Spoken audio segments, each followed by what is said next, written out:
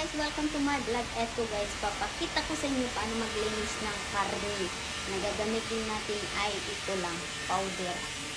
Kailangan mong gumamit ng powder panlinis ng iyong karne para matanggal lahat yung mga impurities niya, yung mga dumi-dumi, di ba? Minsan pag kinakatay ay tinatagbat to, tinatagbat na naman, pinuputol.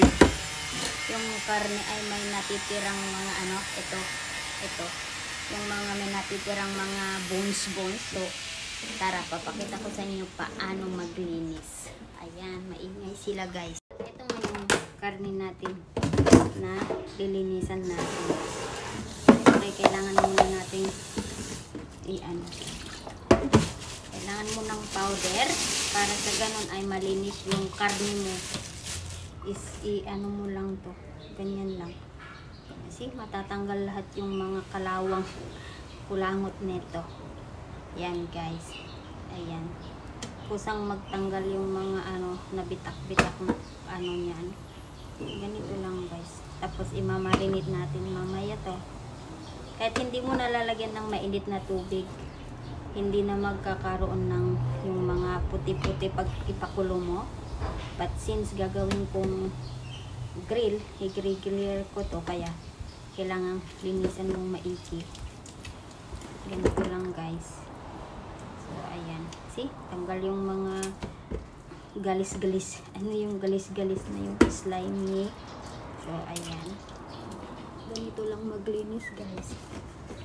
So dapat malaman ninyo kasi sa ngayon, lalo sa market, di ba, yung chopping board nila na kahoy natatanggal. Dati hindi ko alam kasi hindi ako nagmamarket, pero nung sinasama na ako ni Lola, ayun, nakikita ko yung paano nila putol-putulin to. Kaya minsan pag ako lang sabihin ko huwag nang ikat, ako na lang mag-cut ako. Sabi nila, wah, it's so clever to cut. Kasi yan, lalo yung giniling na karne, hindi talaga ako nagbibili ng nagiling na. Dito ako naggigiling. Kahit sa Pilipinas, kasi meron akong grinder na plastic.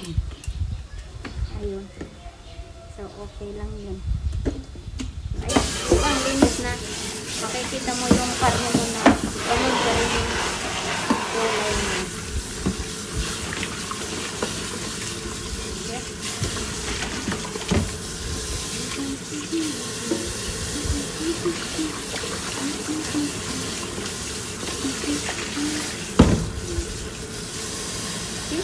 Yung karne niyo at tender pa rin niya, see?